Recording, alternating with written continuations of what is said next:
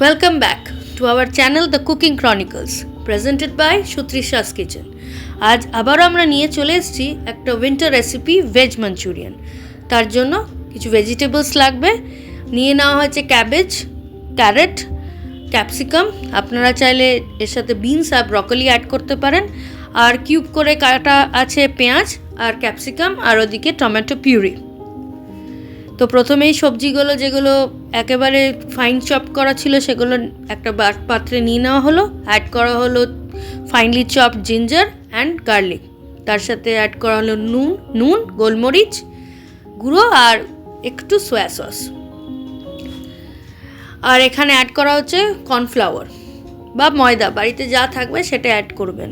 ভালো করে একটু জল দিয়ে মেখে নিতে হবে। দিয়ে বল আকারে করে নেওয়া হলো। এবারে হোয়াইট অয়েলে ভেজে নিতে হবে।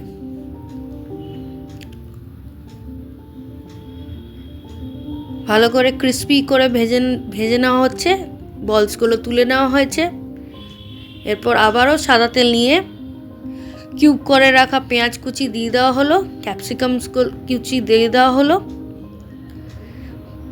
সেই সঙ্গে আমরা সসের একটা স্লারি রেডি করে নেব।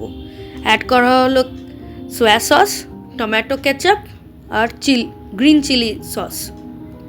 ভালো করে মিক্স করে নিতে হবে।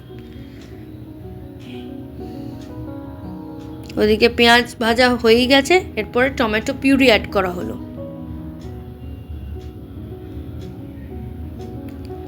টমেটোর কাঁচা গন্ধ চলে গেলে সসের যে মিক্সচারটা করে রাখা হয়েছে সেটা ঢেলে দেওয়া হচ্ছে।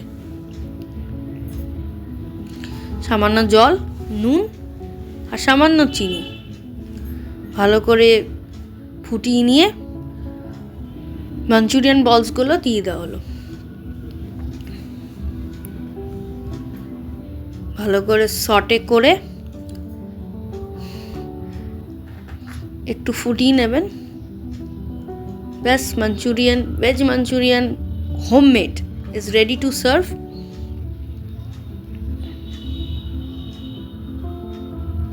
আশা করি রেসিপিটি আপনাদের ভালো লেগেছে। আর ভালো লাগলে একটা লাইক, শেয়ার আর সাবস্ক্রাইব অবশ্যই করে দেবেন।